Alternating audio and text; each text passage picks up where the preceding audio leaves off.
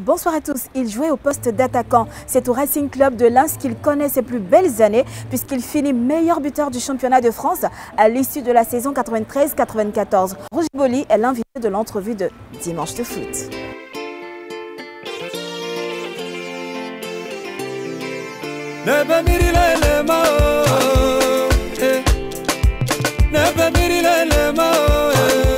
Comment ça va, Roger Boli? Ça va très bien, merci. Et vous? Ça va très bien. D'abord, vous allez nous parler de vos années de footballeur. C'était des belles années puisque j'ai vécu des moments formidables. J'ai commencé à Auxerre. J'ai connu mon premier match en Ligue 1 à 18 ans au Parc des Princes. À Lens, j'ai été aussi meilleur buteur. Quels souvenirs en fait gardez-vous de cette époque-là? Cette époque, pour moi, c'est peut-être la saison la plus aboutie parce que quand on a commencé la saison, je ne jouais pas. Le coach a pensé que je n'étais pas encore assez bon pour être titulaire dans l'équipe. Donc j'avais fait quelques matchs en équipe réserve. Voilà, il m'a trouvé intéressant, il m'a repris. À domicile, je me souviens, contre Cannes, j'avais mis 2 buts. Et après, il ne m'a plus sorti de l'équipe. J'ai marqué pratiquement tous les matchs à domicile. Ce qui faisait qu'à la fin de la saison, voilà, vous avez marqué 20 buts en 35 matchs. Voilà, tout à fait. Alors, à l'inverse de votre frère Basile, vous n'avez ni joué en sélection de Côte d'Ivoire, ni en équipe de France. J'ai joué des matchs avec les espoirs français. Et malheureusement, à cette époque, on ne pouvait plus changer comme maintenant de sélection. Pour moi, ça a été une très grosse blessure qui ne s'est jamais faite. Aujourd'hui, vous avez des regrets par rapport à ça? Bien sûr, c'est ma plus grosse déception de ma carrière puisque j'aurais aimé jouer en équipe nationale de Côte d'Ivoire. Selon des informations qui ont circulé à l'époque, vous avez subi des pressions pour ne pas jouer avec la Côte d'Ivoire. Giroud ne voulait pas du tout attendre parler de la sélection. C'est aussi ça qui a un peu tué la carrière de Didier Otokoré. Malheureusement, à cette époque-là, Giroud était vraiment quelqu'un qui maîtrisait tout et tout et tout. Quand je dis tout, tout. Donc, c'était mon plus grand regret. Et quand vous dites tout? Ça veut dire que quand Giroud a décidé que je n'irai jamais avec la sélection ivoirienne, j'y allais pas. Il n'y avait aucune loi qui pouvait passer au-dessus de lui. Il était patron du championnat de France, il était patron du football français. Et en même temps, les dirigeants ivoiriens qui sont allés le voir après, ils sont tous dégonflés. Parce que c'était lui le patron, c'est lui qui décidait. Et en plus, Basile et moi, il nous prenait chez lui à la maison, on était comme ses enfants. Et vous, votre choix en fait, c'était quoi? De jouer avec l'équipe de France ou l'équipe de Côte d'Ivoire? Mon choix, il le savait, Giroud. Je lui ai dit un jour, coach, j'ai envie d'aller jouer pour mon pays. Mais il dit, mais t'es fou, si t'es blessé, si t'es malade, on ne sait jamais. Et ton père ne veut pas. Il n'avait jamais parlé avec mon père. Et c'est trop risqué. Faut pas prendre ce genre de risque.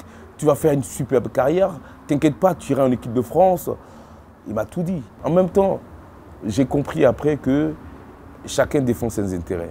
Mais quelque part, est-ce que vous êtes battu pour venir jouer en sélection de Côte d'Ivoire? Je me suis battu à un moment donné, mais ça n'a pas duré très longtemps parce que je savais que je ne pouvais rien faire. Vous auriez pu faire partie des héros de Sénégal 92. Yo, c'était comme un père pour moi parce que quand il m'appelait, il me disait des choses tellement réelles et il avait quelque chose de fort. Il avait une conviction, c'est qu'il savait qu'il allait je ne sais pas s'il a vraiment un bon marabout, à mon avis, il doit en avoir un bon.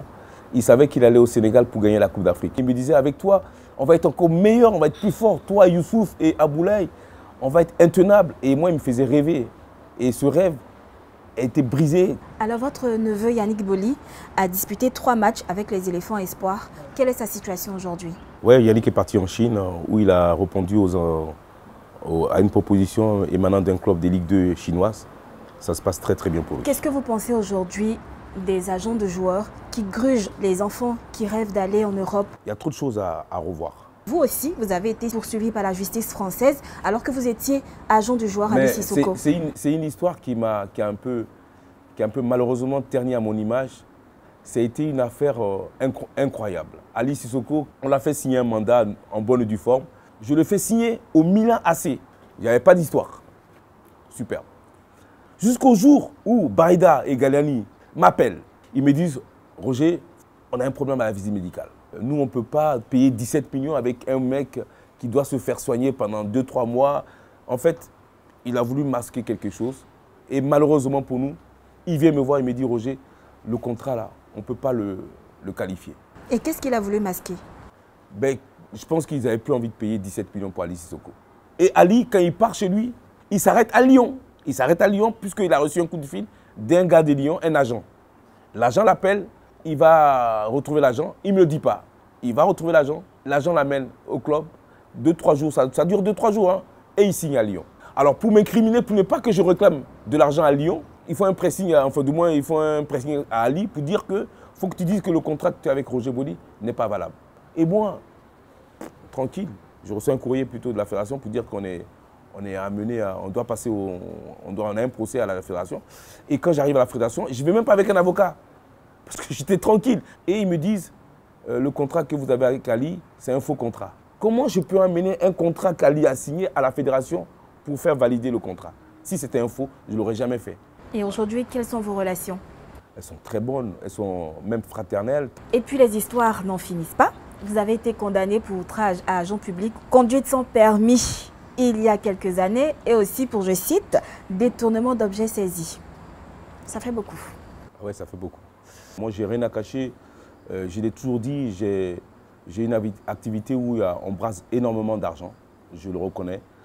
À un moment donné, les impôts trouvent que je n'ai pas toujours tout déclaré. Malheureusement, quand il y a eu un procès, ce procès, j'y étais pas. Donc, ils m'ont tapé dessus.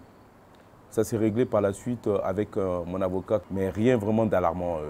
Je suis clean, Dieu merci. Quels sont vos projets pour le football ivoirien? Oh, j'en ai pas mal.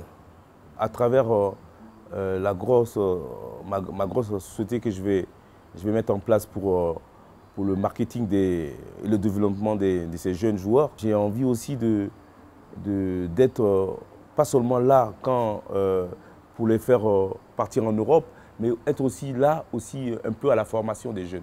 Voilà, l'entrevue s'est terminée. Retenez simplement ceci de Roger Boli. J'ai fait une carrière formidable.